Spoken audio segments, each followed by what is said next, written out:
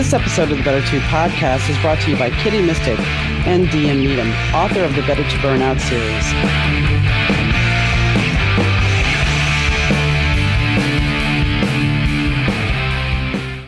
Today, I would like to tell you a little bit about one of my favorite places, Synergy Collective, a bohemian lifestyle brand curating wellness for the mind, body, home, and soul. Located in the heart of the Midwest, Rockford, Illinois.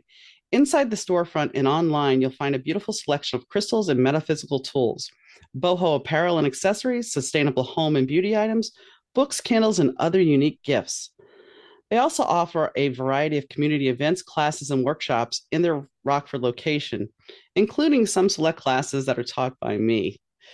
So I invite you to explore the collective at www.shopsynergycollective.com and use code BETTER215 at checkout for 15% off your first online purchase.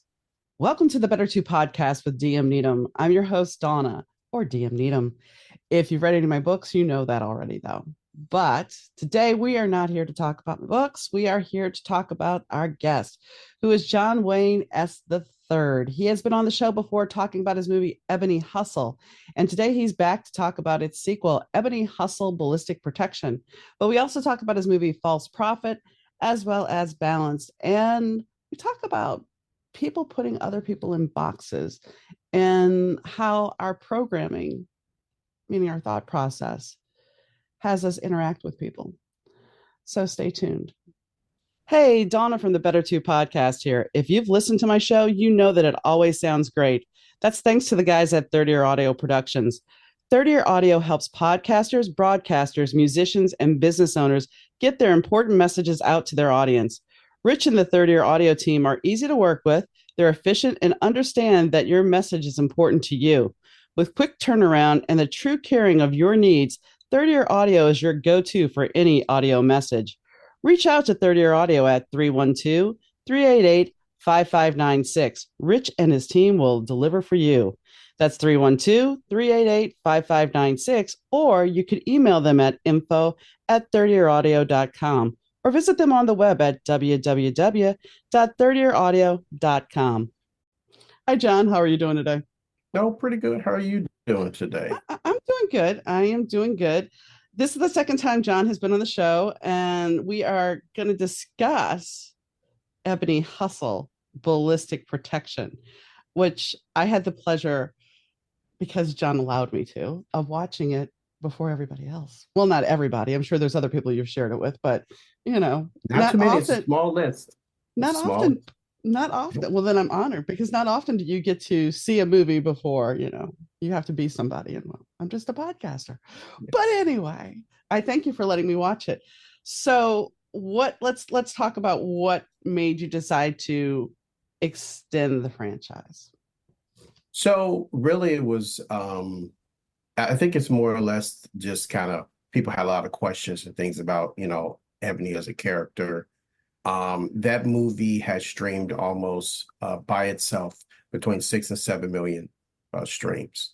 So there's this appetite to want to know more about Ebony and what she's doing. And, when you bring characters to life, they live in your mind. And so while you're in your mind, they're living in your mind, they're working through a whole bunch of other stuff. And so now people have all these questions about, well, could Ebony do this? What about this? And so it was just kind of a natural progression between the distributor and my writing team to say, let's come up with something else. And for you guys who have not seen Ebony Hustle and you have Peacock, you can find it on Peacock. That's where I watched it this weekend, because I watched both back to back, because like any good sequel, you really want to try to watch the first one before you watch the second. Yeah. So you can pretty much see it everywhere, from Amazon to Tubi to, pretty much other platforms. But if you Google it, you could pretty find all the platforms that it's on. Well, then let me ask this. Now, what is the release date for Ballistic Protection? It's going to be in March. I do have a date at the top of my head. I can't remember it. Okay. We can put that in the show notes. Yeah, it is. It's in March. I think it's March the 15th, if I'm not mistaken, when the streaming will be. There will be a limited theatrical release before that in a couple of key cities in our partnership with the Global Mixed Gender Basketball League that's in the movie.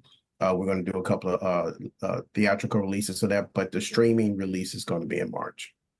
I wanted to ask you about that basketball because I had not heard of that basketball league before. So it is a legit basketball league. Yeah, it's a real league where men and women play on. The league is ran by the president of the league is Master P, the rapper and entertainer and entrepreneur. There have 9 teams around the city. All 9 teams are owned by a celebrity or entertainer. So like the one in New York is owned by Ice-T.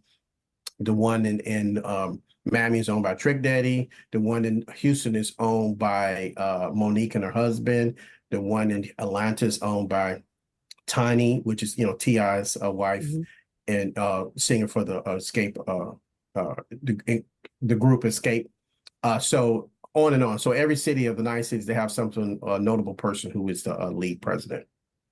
It's interesting because with the topic, and I don't want to go too far off course here, but it's interesting because you have men and women playing basketball together, but yet we have such discourse about girls playing boys sports and vice versa. And if we made the teams like that to be a little bit more open, then wouldn't we have better teams, equal teams? I agree. I mean, the opportunity, we live in society, not just in America, that people separate. Everybody likes to be put in boxes. And so when you have the WNBA, which is, I mean, the NBA, which is, men, and then you do a separate league with WNBA, the idea is that they all know that it's the same game. They know the same rules. You're doing the same thing. The only difference is that one man is and one is women. With the global mixed gender, they found the balance of how they do it to balance out the each side. So I think there's like a 3-2 for 2 quarters, and it's a 2-3 the other 2 quarters, just so they can balance out the strengths between everybody and Mhm. everybody kind of equal play. Some women, are play stronger than guys, and some guys play stronger than women. So it just really depends. But they're all playing basketball. They're all Well, playing basketball. So it's the yeah. same rules. I mean that's the thing that's and I mean we can talk about gender, we can talk about race because like you said, we're all put in these boxes and it's like my friends recently because my heater has been acting up and it's been negative. I think we hit negative 16 at one point. And in the middle of the night, my heater would shut off. Mm. Well, but I'm a woman. This shouldn't be something I should be able to do. So, but I went on YouTube and you know what? I managed to fix it myself.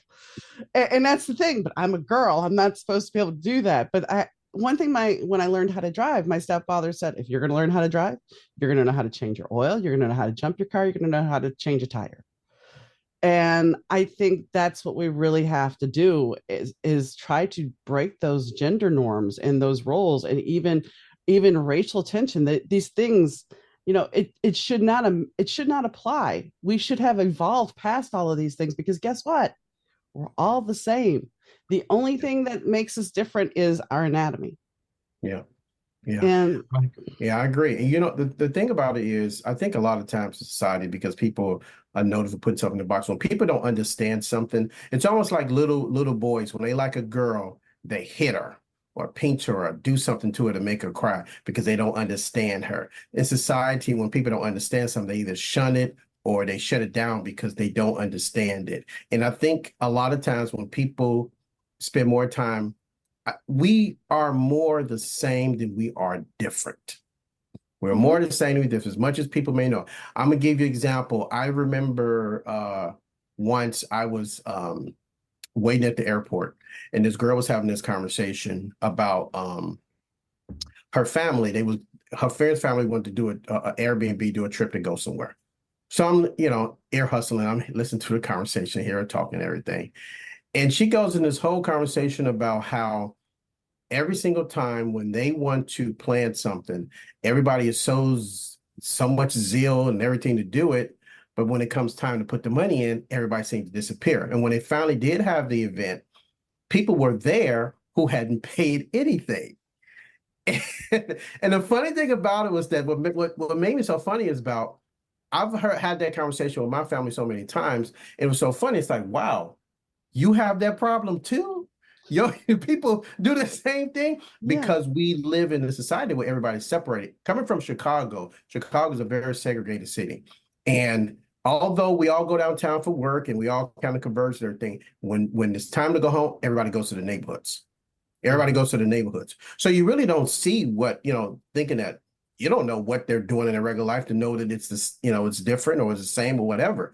You just know that you live in your world and they live in their world. If people spend more time really just really connecting and really integrating their life, they'll see that we all want the same thing. We want all kids to go get education. We want to go on vacations. We want to go to the grocery store. We don't want to have high light bills. We want to get a discount. We're all Right. the same thing. It's just that because of race and what people of society have told us and the media, we tend to get on these teams that don't really exist. Oh, I agree. And I mean, this goes back to before we even had the news media. This goes back hundreds of years because the people in power decided, hey, if we can divide people by class, by sex, then we have more control. And if we can make you hate the other person, then we can control it. I mean, we're seeing it play out overseas right now. And it's like, really, there's no reason for anybody to be at war. But Yeah. yet we create such tension because we have to have this narrative. And when we push a narrative that somebody isn't right or somebody doesn't look right or this, that, and the other thing, we create dissension. And therefore we can keep you separated. And if we keep you separated, we can control you easier. It's a distraction. I think about just in Washington, D.C. I can remember back in the day where they had a bill or something they were trying to pass, and they would find a compromise to push it through. So if everybody wanted cheese to be free, the other person wants to pay 50% off, 50% of cheese, they'll say, okay, we're going to do 40% off for cheese, but everybody, they'll make something, they'll come to an agreement, and then they pass it. And everybody's happy. Now it's like, I want free cheese. No, you need to pay for it. So now we don't have nothing. So nobody has cheese because nobody can come to an agreement about how we're going to get cheese. So we just sit there and nothing gets happening. But I think part of that came about when Citizens United passed Mm, because corporations suddenly became people. And I'm not we have the Heritage Foundation and ALEC that create these bills for the Republicans.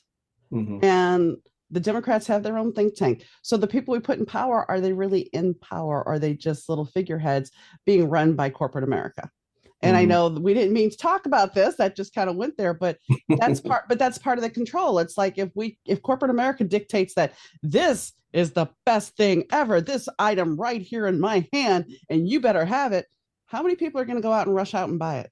Yeah, yeah. And I mean, I know we were talking about marketing earlier about movies and everything you have to market, but when corporate America says this is great, we all run. So I remember this movie that Eddie Murphy, I think it's Distinguished Gentleman, where he went to go work for work in Washington, D.C. And so he's sitting down with one of the congressmen, and the guy asks him, what's your position on sugar? He said, what should my position be? He said, well, I have money for it and I have money against it. You just pick which side you want to be on because either one of them, I have money for you. And so when everything is about who can control who, you're right. It's not really us making decisions. It's society telling us that we need to do it. It's almost kind of like the Android and iPhone war. They're both phones. They pretty much do exactly the same thing. There's some features that are different, but the society's like, oh, if you don't have an iPhone, something's wrong with you. Oh, I don't use iPhone.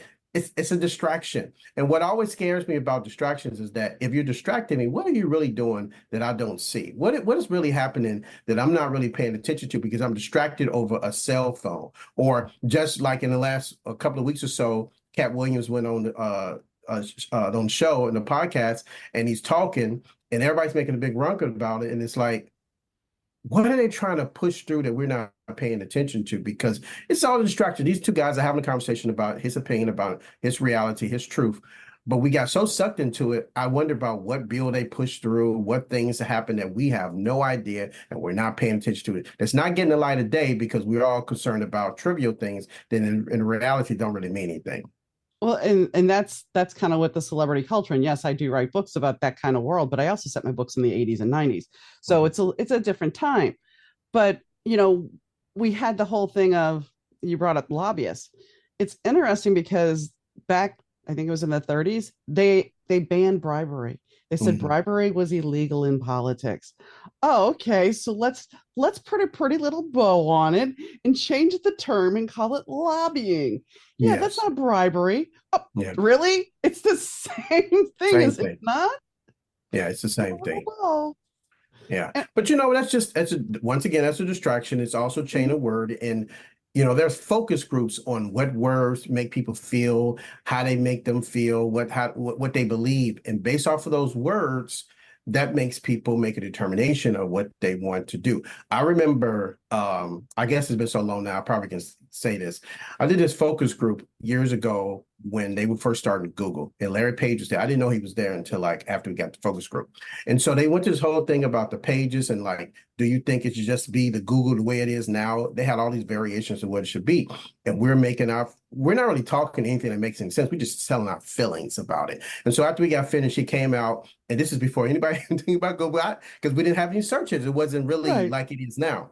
And he came out and he was talking to us and he was like saying, "Oh, thank you so much. I think it's so insightful, your ideas." But he also said he had talked to like 3 or 4 other focus groups and they all had different ideas about how the page should be. So a very small group of people are making decisions for a very large amount of people. And depending on what they feel that day, what mood they were in, what their own politics or whatever, they'll decide for everybody else. But isn't that the same thing? Isn't that the truth about polls? It's the same thing. We're like, oh, we polled 100 people and 97% said they were voting for. Okay, 100 people is nothing. It's kind of like the Iowa Yes. caucus. The Iowa Yes. caucus is a great example because I think it was 97 people didn't 97% of the registered Republicans didn't show up. So you're Mhm. basing it on this limited amount that he's going to, just because he got the nominee, there was like this little fraction. But So, But most people don't really, the people who are qualified to actually vote, such a small, they don't participate. Like here in Houston, we have term limits, so the mayor had ran 2 times, and so they're getting somebody new in. And so we had this big bad, ice storm here and everything. And so the new mayor is on social media talking. And it's so funny. In the comments, people's like, wow, what happened to Sylvester Turner? When did he become? When this guy? Who's the man? What happened? Did something happen? It's like we just had like a regular election, a primary, a regular election, and we had a runoff. You didn't see any of that? but see, that supports your distraction. And here's the thing with the account, you have to also dovetail it into this. Besides, we have the media social distraction. Now with the economy and the inflation rate, where some people are working 2 jobs and then plus trying to have a family, do they have time to even pay attention to what's really going on in the world? Yeah. I mean, that there's so many little caveats to all of this that yeah, it's amazing that somebody you hear something like this and you're like, how did you not know? But then Yeah. there's the time when you open the story and there's like such and such was found dead in his house. He'd been dead for like a month and a half and nobody noticed. Yeah. I think we get so distracted by our own lives that we can't look outside of it sometimes. Yeah. And depending on where we get our information from, that's how we determine, our Rick Aston, never going to give you a guy. He's been killed like Mm-hmm. multiple times because social media said he was dead. And they're like, oh my God, he died. Oh my God. They kill people just because what people get their information from, they put it on that this person is dead, and then they kill him. And the person can be like, hey, not Jamie Lee Curtis just yeah. went through that. Mm-hmm. So people, it just takes a little bit for somebody to say something. It don't have to be true or anything like that. Nobody has to do a fact check. You probably remember back in the day when the news stations had to do the balance. Oh They yeah, had to do the balance thing to yeah. where they just couldn't have one thing. But then when Mm-hmm. they changed the law, which The created all fairness the doctrine. specialty, Yeah. yeah, when they all the specialty, like all the MSNBCs, the Foxes, because now they didn't have to do that. Now people pick their entertainment, even though it's news, they pick the entertainment and how they like to digest it, and that's what they run with. And they get emotional about it because there's no balance. There's nobody saying, like I think about CNN used to have Crossfire.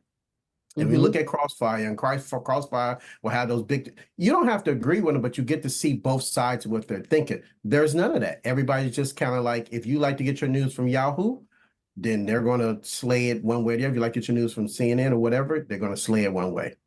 It's infotainment now. That's the thing. News turned into ratings once it became a 24-hour news source. Eventually, after we repealed the fairness doctrine, then we ended up where we have infotainment, and it's all about ratings. And I mean, Fox News proved how much the ratings are and how much you can slant something. And when you look at how, like you were saying about the media, as far as where you get it, then you have the internet. and you have the internet giving you, somebody's claiming they're an authority on something and they know these big secrets and there's a conspiracy here. I'm not saying conspiracies are wrong. I'm not saying conspiracies are right. This is just this thing. I don't buy them, but that's the thing. Some conspiracies do turn out to be true, but a lot of them don't. And Mm, what has been the detriment of that? yeah. So, I mean, there's just this whole, it's really hard just to, you have to really dig in and investigate on your own to see what is real. And even if you investigate on your own, there's still a chance it's not going to, you're not going to get the right information because somebody else posted this thing acting like it's true. And then Yeah. you have to go to here, since we're talking about fake, we have AI, and they're even saying that the deep fakes this year are going to be so much worse. Yeah. Yeah. I think about Joseph Campbell has this book called The Power of Myth, and he says that in every myth there's some truth. And what happens is that, especially in this society, people take a little bit, a small sliver of what they believe that it's probably true, and they massage it a bit to whatever way they're trying to do, and they put it out there. And because people don't check anything, they go and just jump right on it. It's like they're having these things in Las Vegas a couple of months ago where they were saying that this there was these aliens walking around the mall, these really tall aliens. And so Florida. It was in was it Florida. Yeah, it was was in yeah. Florida. Yeah. And Mhm. so they had these pictures, aerial shot, all the police running to the mall and everything, and they're trying to see what it is. And it really was just some kids that had randomly come in and did something. But they took that as like, oh my goodness, these Yeah. people like it. People like sensationalized. People like to be sensationalized. People like to see crime. That's why we have gapers delays, because people want to see accidents. They want to see those things. If I come on here and says, hey, this is the truth and this is how it is, nobody cares about that. They're not interested in that. But if I put a little slander or I say something slick about somebody, whatever case may be, then it's like, oh my God, you see what John said, blah, blah, blah. And so everybody got to share it. So it's just the way we built, and also the way we digest stuff. We're in a society that everybody likes sensational stuff. Even when we look on TV, the things that we like, the stuff that is the most gruesome, sexualized things are some of the bigger things on television. As much, it's almost kind of like the porn industry. Nobody looks at porn, but it's $1 billion industry, which is amazing. Nobody looks at it. If you ask somebody, oh, I don't like it porn, but it's $1 billion industry. How is that? So we say one thing, but then we do something else, and that comes out in numbers. Well, it's the shame factor. Nobody wants to admit it because there's shame, and I'm supposed to be, a good Christian. I'm not supposed to be doing those things. Okay, whatever. And going back to the sensational thing, I think you and I are close in age, because let's take the internet away, and we still had the tabloids, and we still had, we had the tabloids with all sorts of scandals. And how often was the Inquirer getting sued in the 80s because they said something about somebody? Or let's see, we had Marilyn Monroe was still alive and she had an alien baby. I mean, there was on the Globe or the Sun. But the interesting fact is we love those things, but in the 70s and the 80s, when you talk about gruesome, you always had those warnings on the evening news. If you have Yes. somebody that's sensitive, please remove them. Even in the early 90s, because when I lived in Indiana briefly, there was a candidate who was anti-abortion. And in his ad, we caught it once before they pulled it. He showed the aftermath of abortion. He showed dead fetuses on TV in the middle of the day when you have kids and everything. And of course, yeah, I had a kid at the time. And it was just kind of like, I didn't complain, but I was just kind of mortified that there was no warning. Yeah. And now we don't have warnings. But yet, as a writer, you have to have trigger warnings for your books, which is Yeah. kind of just a wild. So then you have to wonder, when are they going to ask that of movies as well? Mm. I guess in a way it's almost kind of like the rating. So rating used to mean something. It was R-rated, X-rated, Mhm. PG-13. So that's how you kind of gauge and everything. Or triple X. Yeah, so triple X, you know exactly what you're getting into. But back when the tabloids were really big, you know that if you looked at a tabloid, you have to take it with a little grain of salt. You knew that maybe, did Marilyn Monroe really have an alien baby? Right, Okay. right. It's entertainment. Maybe it happened. I don't know. So you She's kind dead. of took it as while Yeah, you going through your grocery lanes and your register, you took it, you read it, you bought it. It's like, okay, it wasn't told as fact. right. Right. It wasn't told as fact. It was no one saying that this is fact. It just said, hey, Marilyn Monroe had an alien baby. You're like, okay, Marilyn Monroe, what if Elvis still living, you Yeah. took it as that. Now stuff is told, oh, it's fact. Marilyn Monroe had an alien baby.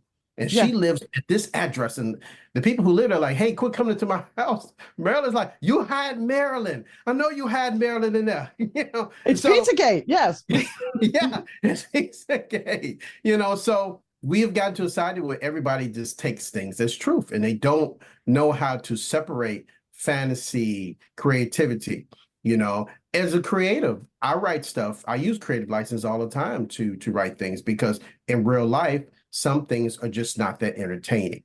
And so I try to do things to entertain, but I also try to be responsible too, to a point to where I don't want to push it too a lot. A lot of stuff I do is not really a whole bunch of sexual or violence and everything. I really don't necessarily like that. It's not the type of filmmaker I am, but I do have to try to, embellish the stories a little bit just so they can be entertaining.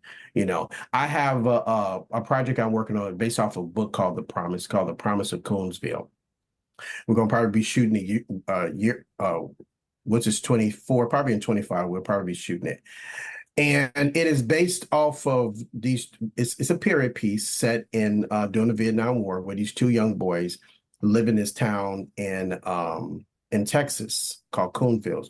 Well, one boy lives in Coonville. And so what separates the two towns with a black town and the white town was this forest. And they meet each other, they become friends, and they make this promise to each other to always be there. But just like everything else, life happens. The kids grow up and they kind of like went their separate ways. And one of the boys is working for a congressman. He comes across this list of Vietnam vets that are coming back, and he remembers the boy's name. So he sets on this journey to find this guy all the way to California because he's in a VA hospital. And eventually they, reunite with each other and fulfill the promises of, being there for each other. And a lot of times when you have stories like that, I guess it's a real book that the story is based off of, but I had to kind of like, massage the story a little bit because, in some cases it's not the intent. It's almost kind of like The Color Purple. If people read the book, The Color Purple book, they probably would be very like, why can't they believe it's all in it? I mean, you can't put everything in the movie, but there are a lot of things in the book that's kind of like, wow, but you can't put that in the movie. So just being a creative, you try to find ways to, massage stories to entertain people and everything. But you also want to be responsible about the stuff you say because people will take that as power and empower themselves to respond one way or the other. Well, and I think that we've seen that a lot with, the internet has given us the power to have a voice without being seen so we can attack people. I saw something that was horrific the other day. This person went on, she said she heard somebody on YouTube, she watched them and then went after an author and left a 1 star review and then attacked the author. And it was really just bad that she did this as a joke, never read the book, just wanted to get under the author's skin. And so when she got when she got blackballed because everybody went after her, Mhm. she's like, I'm only 17 years old.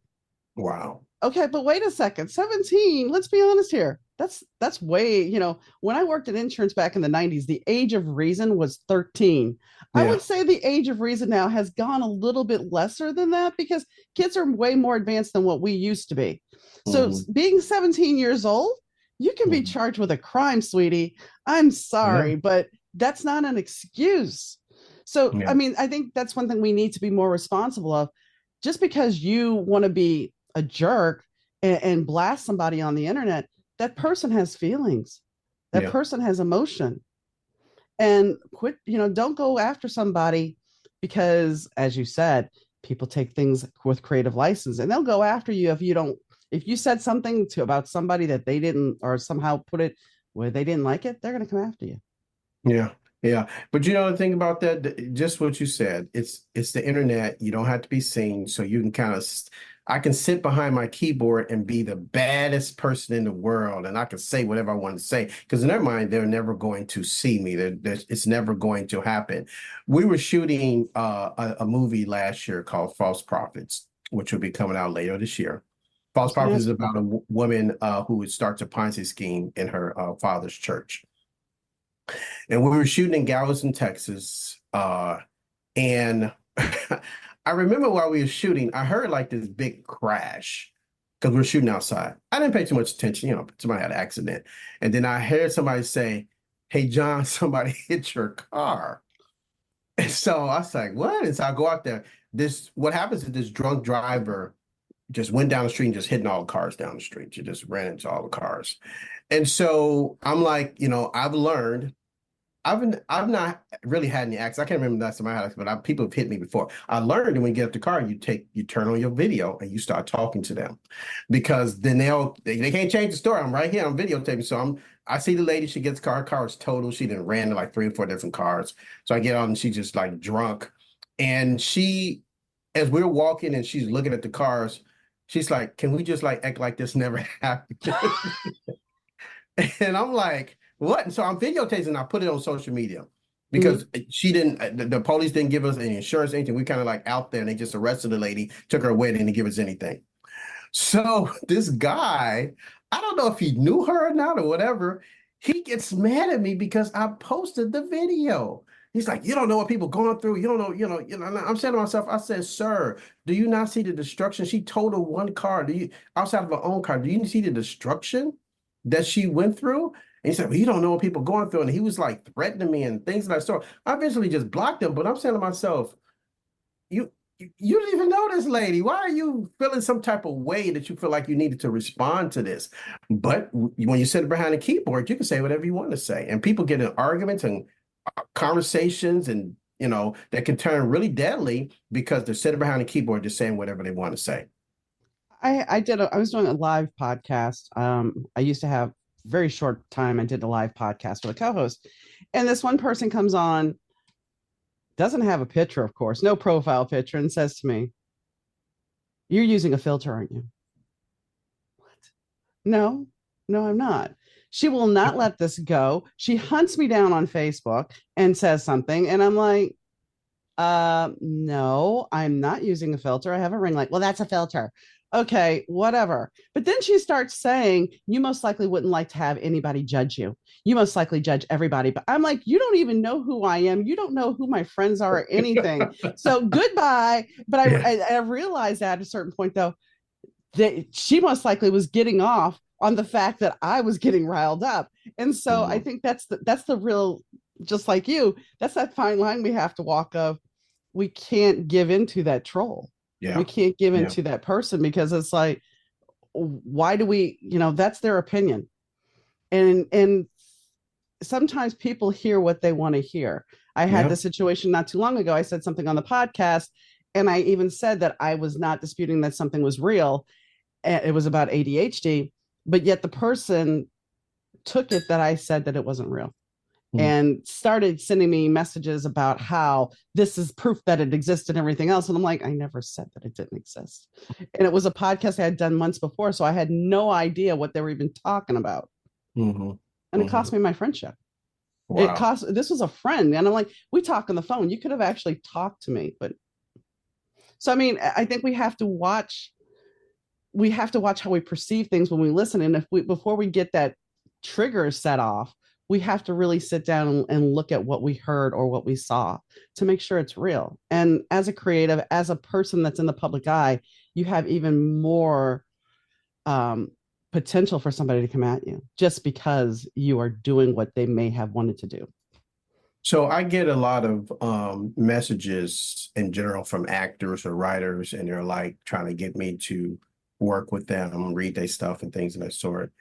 And I mean, I don't respond to everybody just because sometimes I don't even say it. It wasn't until like maybe a year ago I didn't even know they had all these boxes in Instagram. They got like all these boxes. Mm-hmm. I didn't even know they existed. People like, "I sent you a request." I'm like, "I don't know what you're talking about." I'm looking and looking, and then I like, oh well. Yeah. So people send me stuff, and so sometimes actors will send me their posts and say, "Hey, this is me acting," and I tell them, I said, I see it. Why did you put me in your movie? I was like, it has to be something, whatever your character is, it has to be something I feel like you can do, or I feel like it fits with who you are. So it's nothing personal against you. It's just that I don't have anything at this particular moment that fits that. or why don't you read my stuff? And I have to be really careful about that because then people come back and say, hey, I had the same idea and I sent you, so I try to like really stay away from that, but sometimes, I mean, people send me really nasty messages because I didn't use them or I didn't, I didn't respond to them and it's nothing personal. It's just that I did not see it or I can't respond to anything. Like if I go and say like, I got a movie that I'm doing next month in New Jersey called Balanced. And Balance is about this guy who's trying to start a mixed gender basketball league, which is loosely based off of what that's an Ebony Hustle Ballistic. It's like how this league got started. And so I put a post on Facebook saying I was looking for a certain crew. And so I'm getting a ton of messages. So I can't get to everybody. And so I told people, either DM me or email me, send their resume, whatever the case would be. I got overwhelmed with stuff. So I couldn't look to everybody. And so I just kind of like pick people based off of just random and checking their stuff. There's one guy got on Instagram and he started making comments on all my stuff. And it's like, hey, I sent you something. You not responded to me. Like going through all my stuff. Why you don't respond to me? And I'm like, I don't know what you're talking about. Well, he's like, hey, you don't want to hire me. You got some problem with disabled people. I'm like, I don't even know who you are. And he got like so bent out of shape about that. And it's like I eventually just blocked him. But I'm not honestly. I believe in the spirit of collaboration. If I feel like I can collaborate with somebody, I will do it. But if I don't know that you exist, there's no way for me to collaborate with you. So you get the trolls, you get people make comments out of spite for whatever reason, and whatever they're going through in their life. I don't know what they're going through in their life. And I tell people all the time when I go and try to pitch for somebody, my pitch is going to be successful, not how great my pitch is or my idea. It's going to be based off of what happened that morning before they came to work. Mm-hmm. If their husband gave or wife gave them a kiss and said, have a good day, I might have an opportunity. But if they're arguing with their kids, their teenager, whatever, it's going to be a hard pitch. It may not go in my direction because they're just not interested in listening today. So people are people, they're humans, and we have to take into consideration. Even when responding to people, I try to tell people, I think I mentioned this before, on Facebook, they have this thing every day to tell you everybody whose birthday it is. And so I use the goal, if I make sure I get around to it every day, is say happy B-Day, stay focused and determined.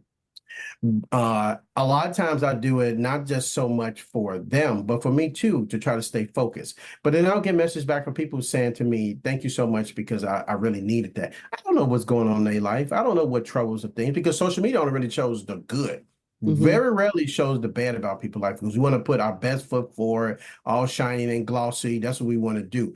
Very rarely that people show like, man, today I just got evicted or I can't pay my car note or I don't have no food to feed my kids. Very rarely to do that. Most of it is all polished. I'm going on vacation. I'm having a great day. Those particular things. And when you talk to people, especially people who got successful and they posted stuff like that, they'll tell you at this moment I was at my lowest and I didn't even know what I was going to do or what was going to happen the next day. And it's set up for us to admire people, but at the same time, there does need some balance to show that every day is not a rosy day. Some days are not good. Some days I have bad days. Sometimes, I'm producing something or I'm writing something, whatever. I'm getting, trying to figure out what the next character going to be, or a deal didn't go the way I want to, or I'm a behind schedule for something. It's just life. And people want the good all the time. Life just doesn't work that way. Sometimes you got to take the bad and to get the good. Because if you get all good, it's like there's no balance. So if I get some bad things, when I get something good, I appreciate it because I know the other side to that. But if everything I do is positive, when something happens, I'm going to crash because I don't know how to deal with that. And a lot of people get stuck when they get something drastic happen and they don't know how to recover from that. And what happens is they crash because they're not used to people telling them no. Entitlement. We live in a society that everybody feels they're entitled to have things, somebody listen to them and give them what they want. A microwave society. I remember we had a microwave when they first came out. I remember my father bought my mother a microwave. But before that, when you wanted to heat your food up, you had to heat it up on the stove, put it in the oven. It was a process. There was no like, 30 seconds, done. It was like, okay, give me like 20, 30 minutes to heat your food up. You know, we live in instant. Everything is instant. Air fryers, crispy instantly, microwave, instant cooking. Nobody wants to wait and nobody wants to be a part of the process. I got a story about that because um, my microwave quit. I haven't over the stove microwave. It broke the door handle. Something in the door latch broke about 3 years ago, Mhm. and I never replaced it. So Really? yeah, I decided no more microwave popcorn, which I love, but that's bad for Mhm. you anyway. So I was like, I'm just gonna cook and do everything. And yeah, I miss my microwave because man, heating up soup would be a lot quicker. I just but it I just I know exactly what you're saying. It's all about instant gratification. And for me personally, when my husband passed, I have two different Facebook accounts. I admit that. I have a personal and I have a professional. And I made the choice. I'm like, I don't want to have to contact everybody. So on my personal account, I shared what happened. I mean, I was teary-eyed and everything else. Yet my professional accounts, my Instagram, everything, that remained pristine. Yes, I did eventually post a picture saying he passed, but that remained pristine. And I know some other authors, when they have lost their spouse or whatever, it's been all over their professional account. Mhm. For me, I didn't want to do that. I couldn't do that. It was too personal, it was too heart-wrenching. Yeah. And once again, it's like, you don't want to put that out there in the world because then you're labeled that. I mean, especially when you lose a spouse, because then you become that dreaded word of widow.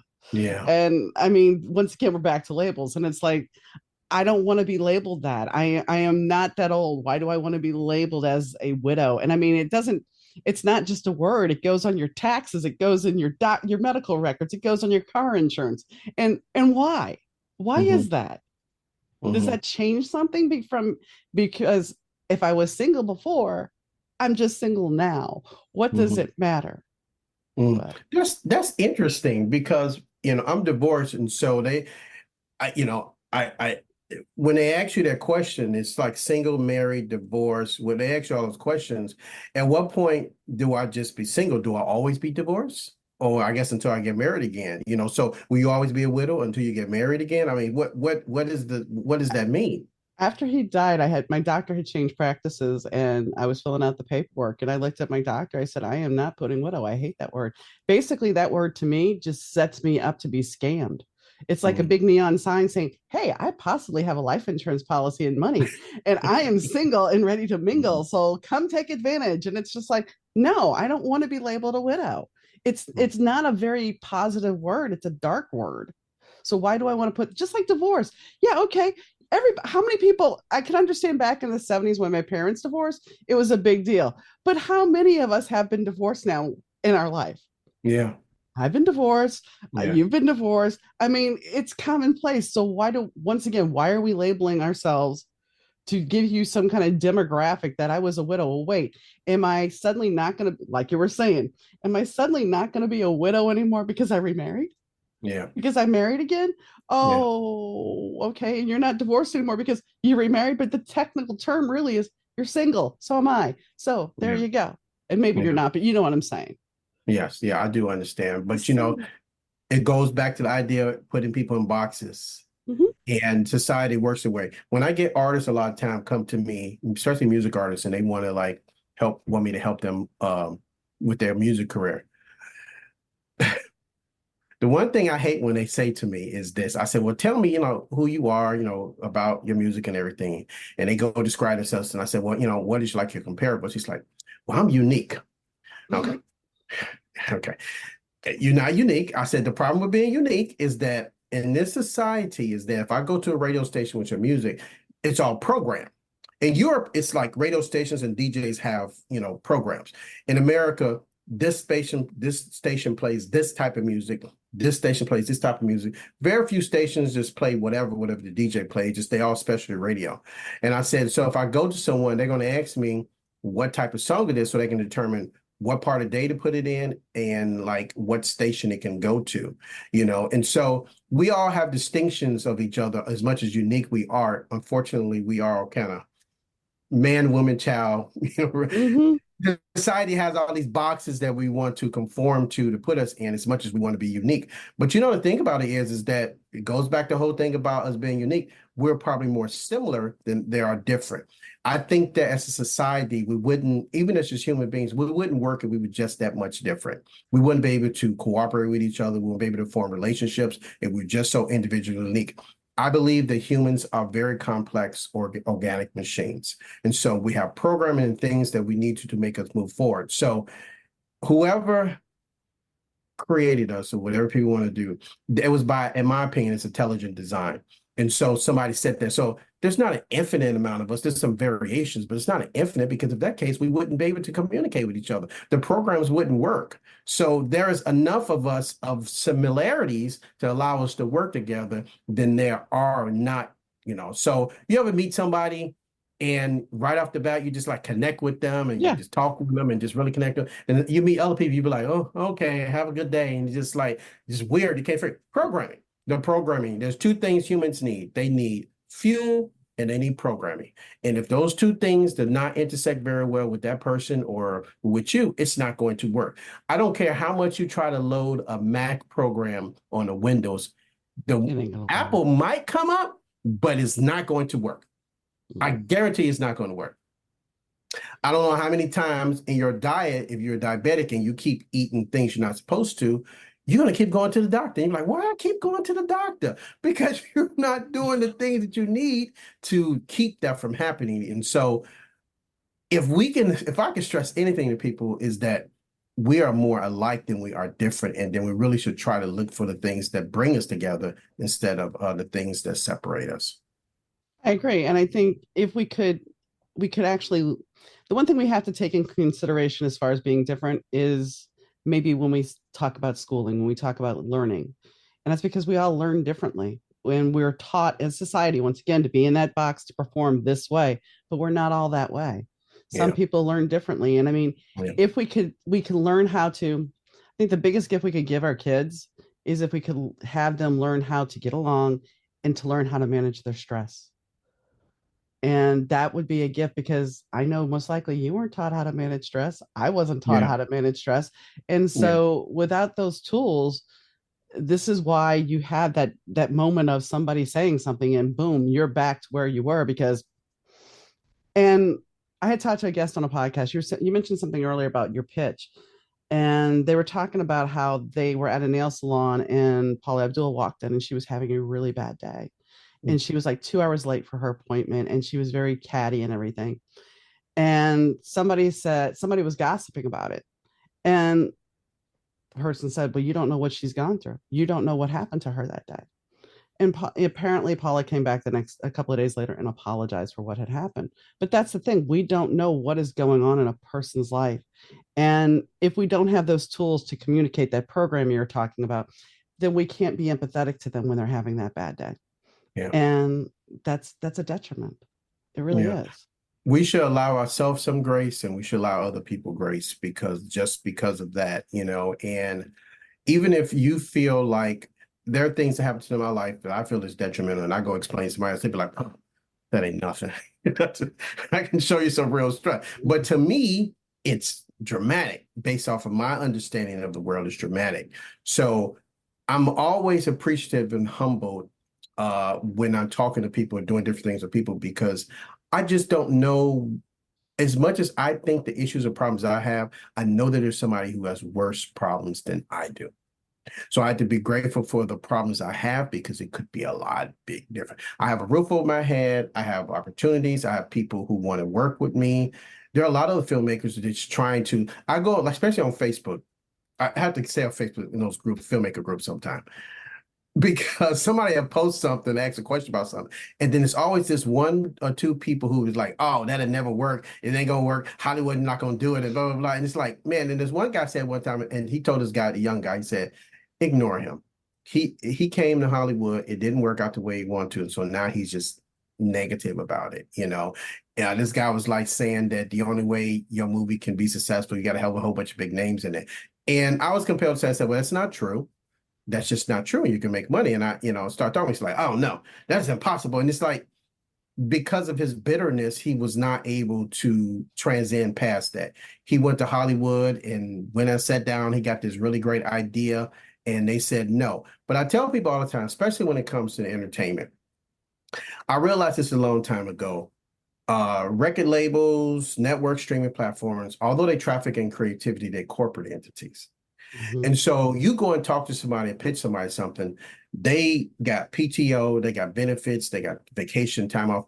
They're not trying to do anything that's going to mess up their job. They don't want to take a chance with somebody they feel like they're unsure about, and then they do this project, spend all this money, and then it doesn't do what it's supposed to, and they're going to lose their job. And so Right. a lot of times Hollywood has a tendency to work with the same people or people who have proven they can do certain things, so they can come back with something. And they're very, very, every now and then they'll let somebody in. Somebody let me in. Somebody said yes. Every time somebody said yes to me, they probably said no to somebody else. When I had done a couple of films before I did my first film, Red All Over, but it was I come from press up the DVD, press up the VHS, and you go sell it to mom and pops and go in the corner and do that thing. But Red All Over was my first wide release movie. And when I went and sent that movie into them, I guarantee you before they looked at mine, they would look at somebody else and they said no. But they said yes to me. And once I did that movie and it was out and you can go and see it everywhere, it opened up opportunities that I didn't even know it exists. People was, agreeing to take meetings or at least acknowledging me to the point before they just wasn't willing to do it. Once I started doing other stuff, then I called somewhere because when you call to people, they Google you. Hmm. They Google you. Oh yeah. Googling is the real thing. You talk to somebody, Googling them.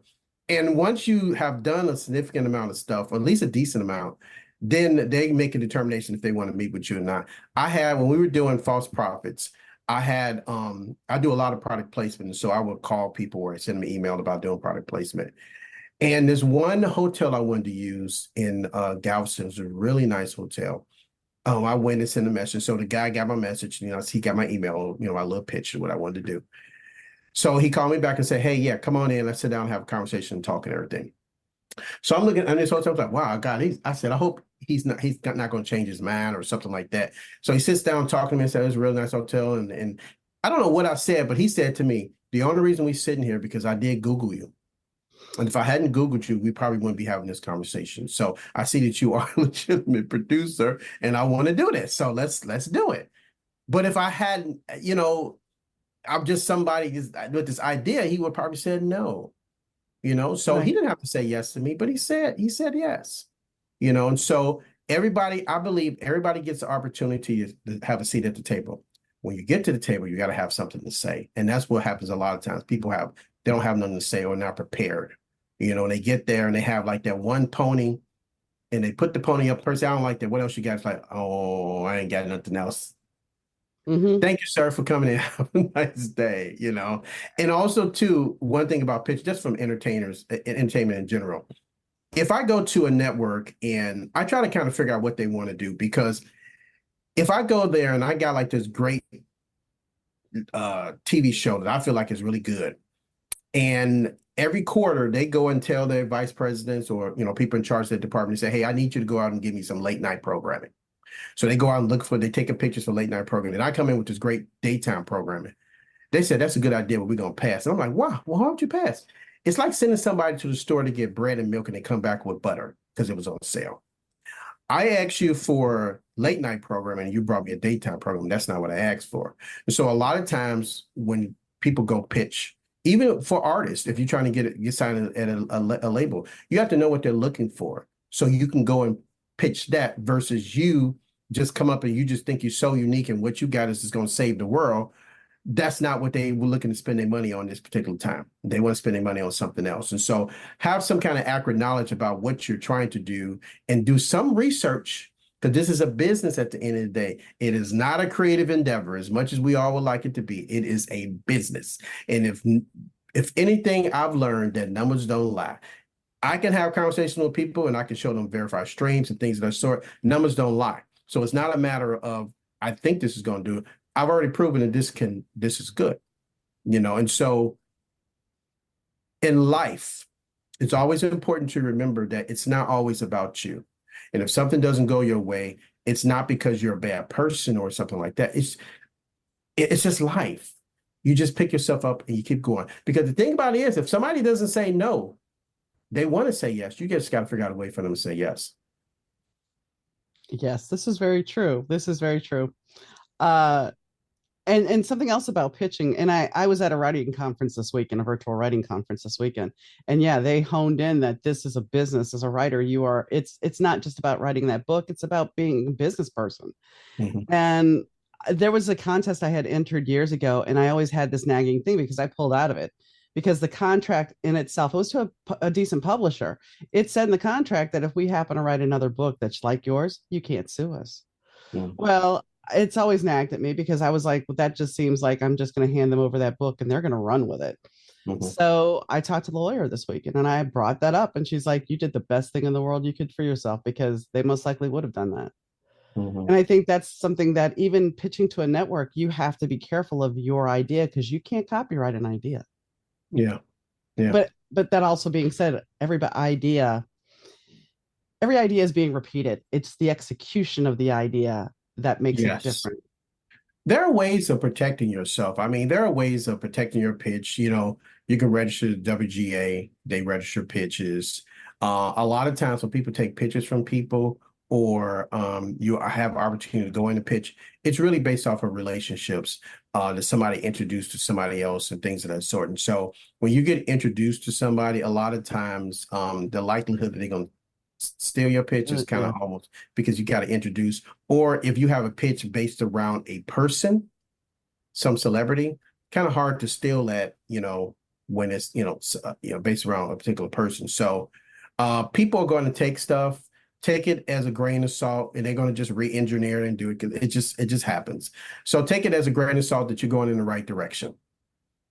Yeah. That's the way. Other thing I do because even if you did something, every movie that's ever been done, I guarantee you that somebody saying I had that idea. It always somebody going to say that because there's nothing new under the sun. But take it as a way of you going in the right direction and keep pressing on, and not take that so much to where they took my idea.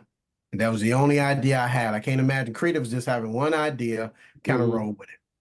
I'm encouraged when I see things that I had in my mind thought I conceptualized, and even stuff what I've sent out to people, and I see some kind of version of it. And I'm sure if I spend a lot of time trying to connect the dots, maybe I can find a connection. But I look at the ideas my ideas are just not one or two. I have tons of them. I can create just ton of. I got tons of them. We sit all day. I can just talk about my ideas. So I don't take it as like somebody is like, get stuck in and be like, oh my God, I Right. can't do nothing else. I just have to keep moving on. I had to keep moving on. People take my ideas all the time. They say, yes, I like that. And we do something with it.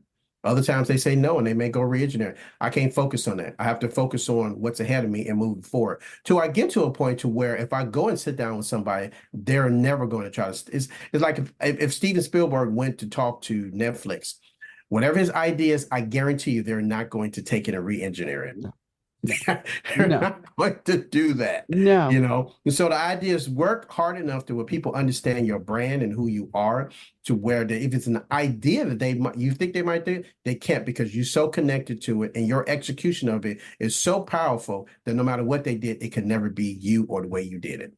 Well, and that's the thing. You have to, when you have your idea, you have to execute it flawlessly or as flawlessly as possible that nobody's going to want to re-engineer it, that they will be willing to pay that price. I mean, Anne Rice sold the rights to Interview with a Vampire back in the 70s, Mhm. and they never did anything with it. And she was waiting and waiting and waiting until they reverted back to her, and then she got the book done. Then she had the movie done, and then we saw the little movies, and now it's a TV show. And granted, she's gone, but her son and her estate is profiting from that now. So it's like that's the one thing also as a creative and copyright, which has come up because of the Mickey Mouse thing. Even after you and I are gone, 70 years later, our work is still there and protected for our estate and our family. And I don't think people look at that either. They don't understand that the biggest thing, and I'm going to say this, and I know you most likely will say this as well. If you're going to pitch something to somebody, make sure you have your copyright in place. Make sure you have all those things taken care of before you go hand it to them, Yeah, because yeah, that way you are protected. Because there's so yes, many, that was something that was talked about, and I've always copywritten my own stuff. If a publisher says, hey, I'll sign a contract with me, we'll take care of the copyright, you are signing your rights away. yeah, So don't yeah. do it. Yeah, that's why it's important that you do understand that entertainment is a business, and so you understand the business part of it. And a lot of times, I get a lot of creators, people come to me, they'll have finished product, and they've a lot of times they don't have all the paperwork they need. And so they want the distributor just to come and just do everything for them. I said, if anybody's doing that, they're going to do it slighted toward them. I guarantee you, it's not going to be in your particular favor. So you want to understand enough to where you understand what they're doing. So if they do something that you don't really like, or at least have somebody around you, an attorney or someone like that, who has a discernment to where they can say, hey, this is not right. Do not go into this in this fairy tale idea that you're going to get picked up by a distributor. They're going to save your life and everything is going to be perfect. They're going to do everything and you're going to get your money and great. There are tons of music artists who would beg to differ when they sign with a manager who are big and famous. They'll tell you that I wish that I hadn't done it, or I wish that I had a little bit more discernment or asked for something. When I tell people all the time, when you get a contract from somebody, it's okay to say, let me read it and ask for changes. The most they can say is no. Mm-hmm. But don't just sign something blankly and you didn't really read it or get some insight into it. It's okay. So if they tell you that you need to turn around 5 times, you're like, ooh, turn around 5 times might be a much. To say, can we do 3? They're like, okay, I'm okay with 3. But you didn't ask. No. And now you got to turn around 5 times and you're dizzy. And now you don't know what to do. Well, and a lot of artists, and this goes back to what you're saying about music. Same thing with the writing is people will say, "Oh, I want to be traditionally published. They'll take care of marketing and everything." Oh, no, no, no, no. They may do some marketing, but that still onus is on you. You are That's still, right. once again, you are still the business person. You are still the product. Because the one thing is, we have these. You have a movie to market. I have a book to market.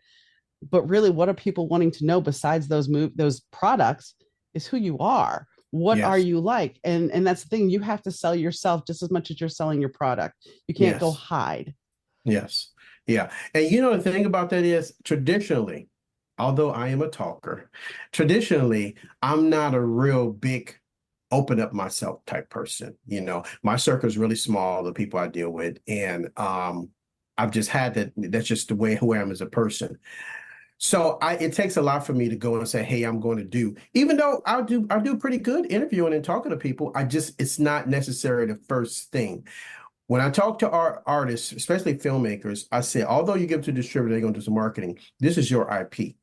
This is your responsibility. You cannot just put it out there and expect it's going to be okay. You need to really get behind it. You really need to push it to a point to where people want to see it.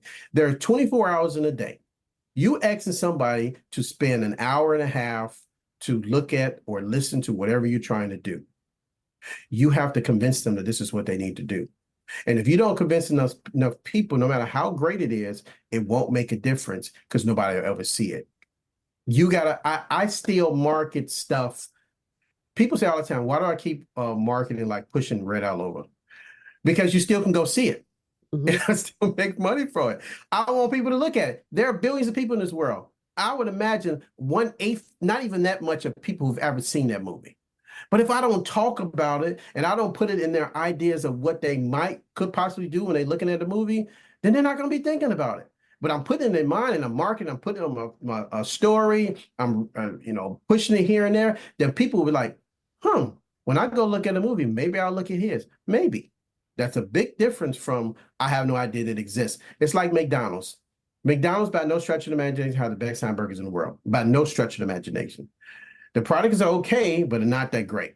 But why does billions of people go eating their food? You go to the drive-through, there's lines around the block for it. Why is that? Good marketing. Mhm. They convince you that you deserve a break today. You always Yep. have a good friend at McDonald's. Hmm. I think I want to have a burger. I'm gonna go over to McDonald's. How about some chicken nuggets? Oh my goodness. I was reading this article the other day about McDonald's and why their soda tastes so much different. Because my kids are like, oh, let's go get the soda from McDonald's. It tastes so different. I'm like, well, what? The reason why they soda taste good. This is just so ingenious of them thinking because most people don't do this. The reason why their soda tastes good is that when it's get delivered to McDonald's, it's delivered in these silver canisters, these metal canisters, and so it keeps all the freshness and compresses in. So every time you push the button, do it, it's like fresh. It's like, compared to I don't know if you ever seen soda Oh, that come in the box in the bag at most yeah. restaurants. They That's what it is. started that in the 80s. Yeah, Yeah. But at McDonald's, it comes in the cylinders. So Like it every used to. time you push the button, it's fresh. Okay. Somebody's thinking. Yeah. We make Yeah. these great sodas. They just soda. You come here, you're gonna get some fries, you get some other things. It tastes so different. The fries taste different. Somebody's sitting there. How we can get these French fries taste like that? And the powerful thing about McDonald's, which I've always ingenious, no matter what McDonald's you go to, all the food tastes exactly the same. True. True. There's no like, you know how you have some restaurants and people say, don't go to that one. Go to the one Yeah. down the street. It's better. McDonald's, no matter which one you go to, all the fries taste the same. All Yeah. the burgers taste the same. The shakes, everything all tastes the same. That's some powerful organization and also powerful marketing. And people believe that. And I mean, it's not, and it's all franchise based. So Yeah. I mean, that's the really big trick is it's all franchise based. It's not just okay. Everybody has this one restaurant. No, it's all franchises. Yeah. So that was my very first job was working at McDonald's, and yeah, an event working there I because worked at everything had to be McDonald's. It done. wasn't my first job, but I worked there as a teenager. I worked in the drive-through. Mm-hmm. And I used to make I used to make all these voices like I was a Shamrock Shake guy, just all different type of things. I really liked it because it allowed me to be, be creative. As I think about it Right. now, as we're talking Right. about, be really creative. I was different characters based off of whatever the promotion was. I really liked that job. I was this is gonna tell you how old I am. You know how much I was making on that job? $3.15 an hour. Yeah, you and I are around the same age because I think I was making 325. Yeah. Yeah, I mean and there was no credit cards, one drive through, and you had to do everything, the drinks, Yes.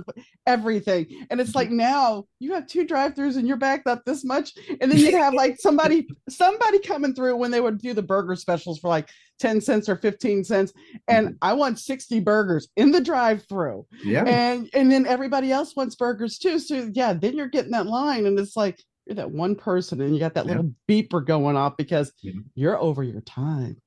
Yeah. And you had to count the change back. Yes.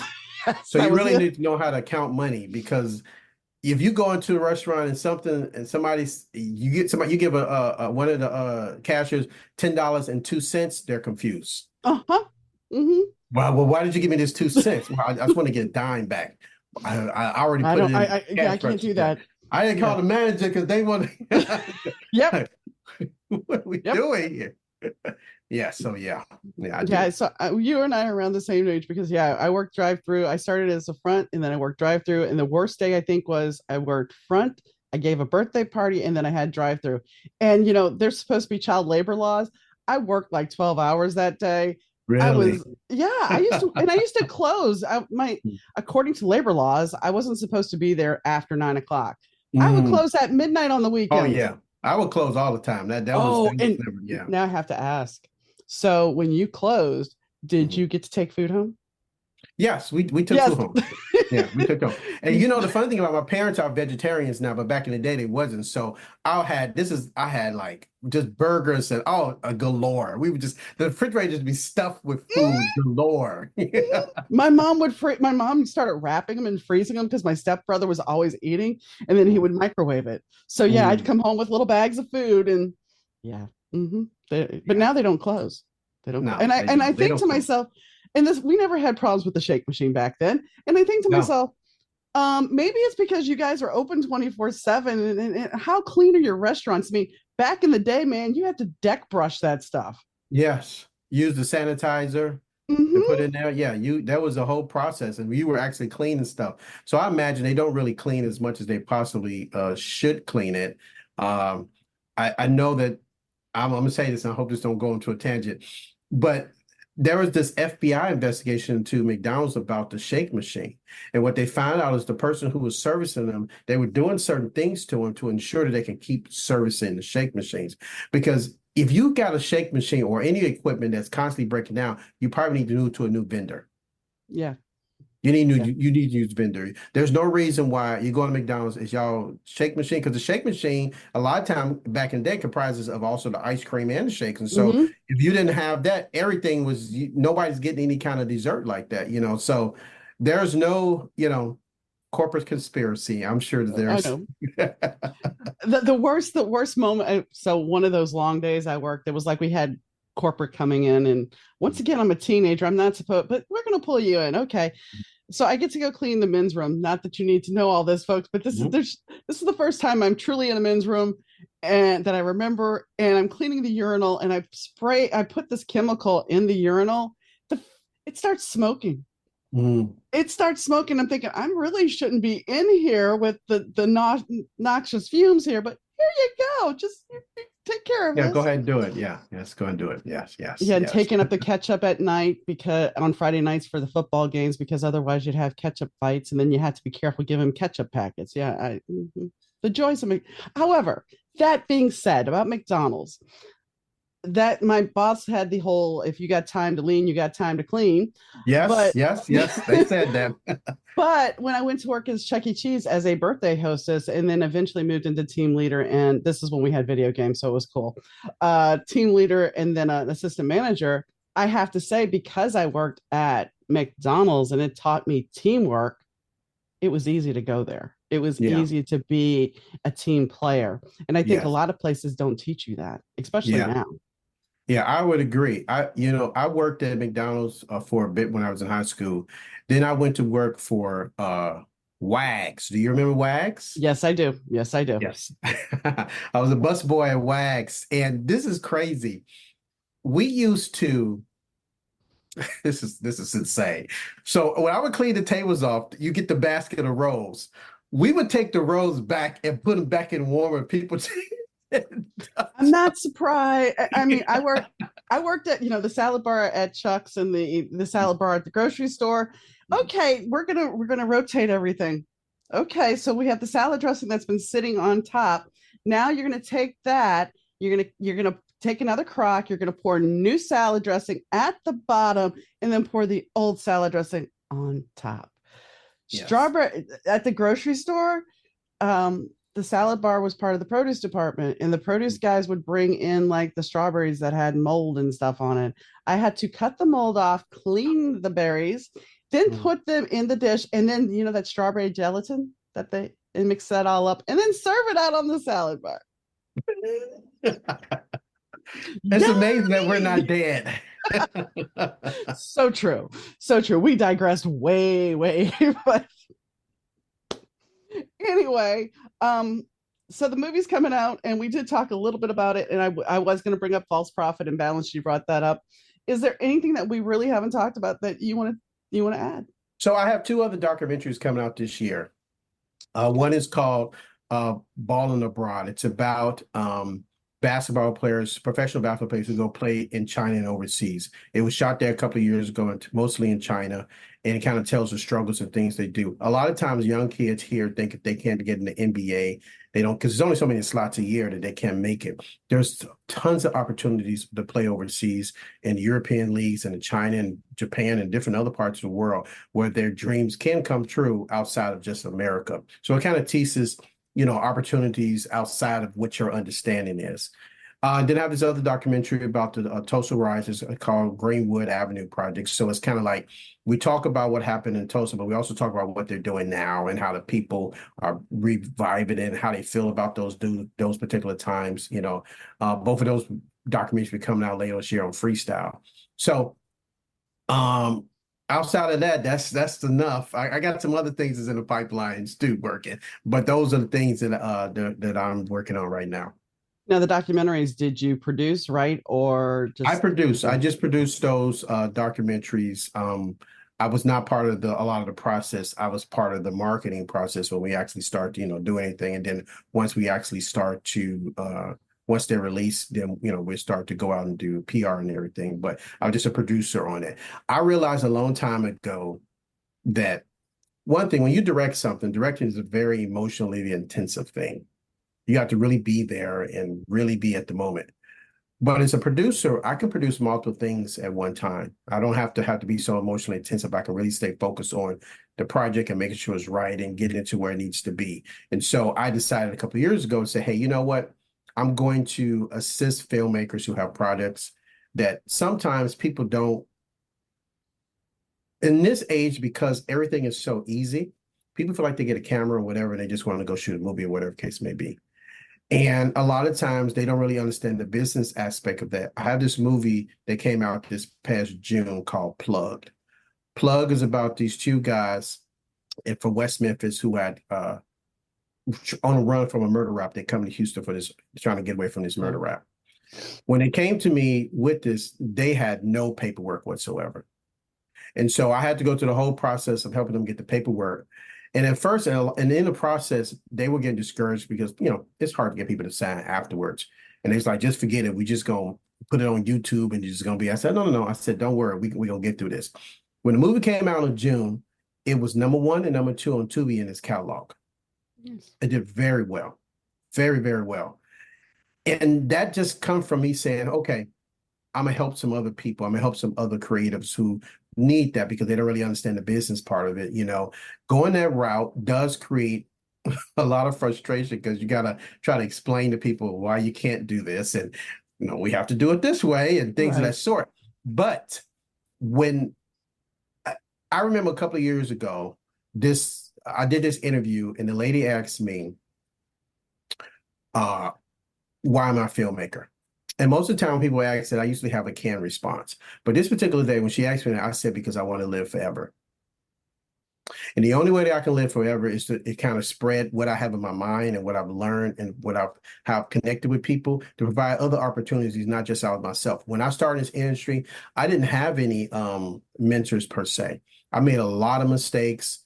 People wouldn't listen to what I have to say. They just would not pay too much attention.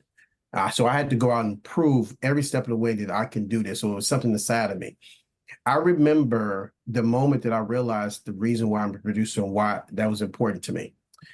I was in doing a music video, and I was sitting in the back doing paperwork in the van and everything. And this I can hear them shooting things of this sort. I'm sorry, somebody keep calling me. And what happens is that I remember when I was in the 3rd grade, there was an assembly program, and they don't really do it too much now, but back in the day, they'll find a popular song, and then the kids get on stage, and So this particular one was the stylistics, People Make the World Go Round. And so when they got around to me, I had like this slate, and my mother bought me this Indiana Jones, and I said, I want to be a film producer. Forgot all about that. Life go on, not what I was trying to do, anything like that. I remember right there in that van, I remember that moment that I was in the 3rd grade, said I wanted to be a producer, and that clicked to me like, I'm doing what I'm supposed to do. A lot of people can't say that when they were doing it in 3rd grade, or even as a child. Everybody wants to say, hey, I want to be this or I want to be that. But a lot of people can't say that. So I'm very honored and humbled that it was something inside of me that the universe allowed it to come out and to bear fruit as it has. That's an amazing story. It really is, and a powerful story. And I'm glad you're living your purpose and your Yes. dream. Yes. So I thank you, John, for coming on. Oh, well, thank you for having me. I'm always humble, always humble. You might have heard my voice hosting the Better To podcast, but did you know I'm also the mastermind behind the Better To Burnout book series? The stories unravel the lives of Nigel Hartigan, the groovy bassist of Sambuca Fedora, the stunning singer-model Ava Richards, and the suave record executive singer Russell Langford. Love, romance, and drama run rampant as their lives tangle up. But brace yourself, folks, because not every tale has a happy ending. Snag your copy today from most online booksellers. The episode today with John, it was one of those things where we went down a few rabbit holes that I didn't intend to go down. I mean, I was not expecting us to talk about McDonald's, but considering that we both had the similarity of working there, it was interesting to go down memory lane because the McDonald's that we knew is not the same McDonald's that exists today. And I think that job instilled a lot in, I know for myself it did, and I think for him as well, if you got time to lean, you got time to clean.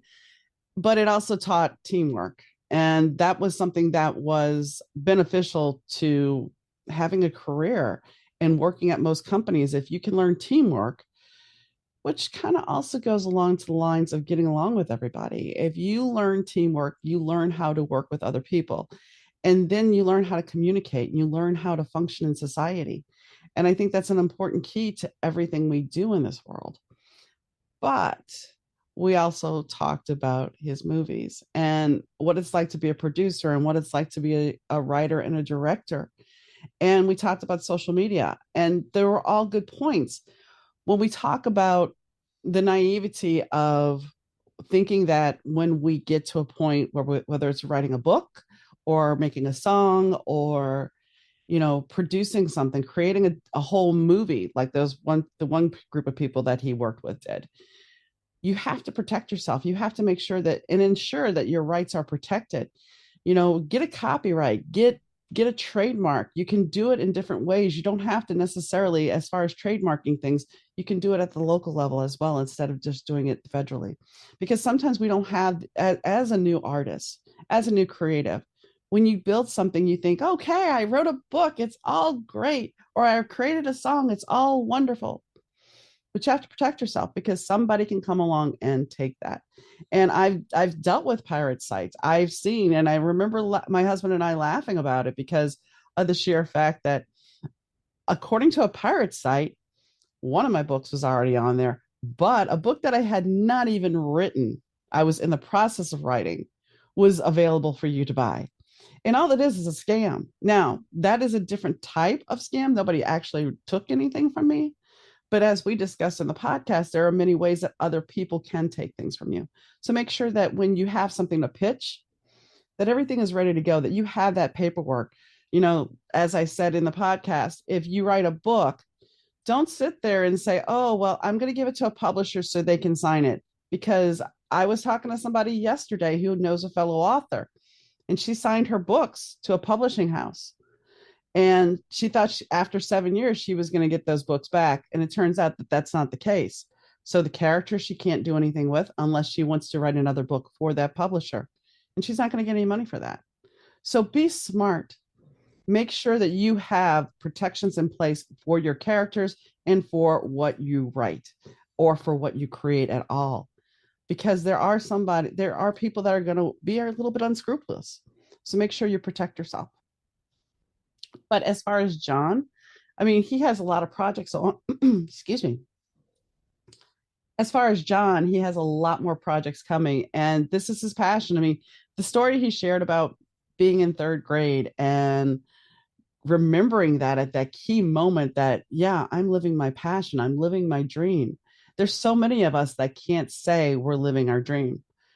Us working at McDonald's, that wasn't living a dream. That was a job, and it was a different time. But to be able to say I'm living a dream is an amazing thing. It's like me being a writer and me doing this, me being a podcaster. These are amazing things that I hope to do, but I didn't really realize that I could. I wasn't sure that the fruition of my dreams would be there, but it's happened. And there's something empowering when you know that you're living a dream. And the one thing him and I didn't talk about, but I think it's important, is we want feedback sometimes because of the fact that if we have that feedback, it helps us to create more. It helps us to motivate more. And, before we got in the interview, we actually talked about something, and that's about how sometimes we hold on to our creative project, our creative baby, our creative, piece of work, and that we overthink it, over plan it, over paint it, overwrite it, because we're striving for that bit of perfection. And the fact is, perfection is just an illusion. So don't put yourself in a box that it's got to be perfect, because guess what? There is no such thing as perfection. As somebody said at the writing conference I was at this weekend, she has three editors that she pays to edit her book. Yet when she releases it, hoping that it's perfect, she still has people write to her and say, oh, I found this error here. So understand that you can have people review, you can have people look at things, but you have to let go. If you really wanted to do something, you have to let it go and put it out there and see where it goes. Because this is your creative project, this is your creative baby, and you need to put it out there in the world. So on that note, I'd like to thank Rich Zai for doing the audio from Third Ear Audio Productions, and I'd like to thank Fast Susie for the intro and outro music. And I'd like to thank you for listening. If you would like to be a guest on the show, please drop me a line at donna@dmneedham.com. We are still booking guests. And, you know, whenever you're listening to this, whether it be night, morning, all day long, the weekend, whenever, I thank you for listening. And if you have a question, please drop me a line. Same email, donna@dmneedham.com. Anyway, guys, I hope you have a wonderful evening, day, weekend. And I'll catch you next time, guys. Bye.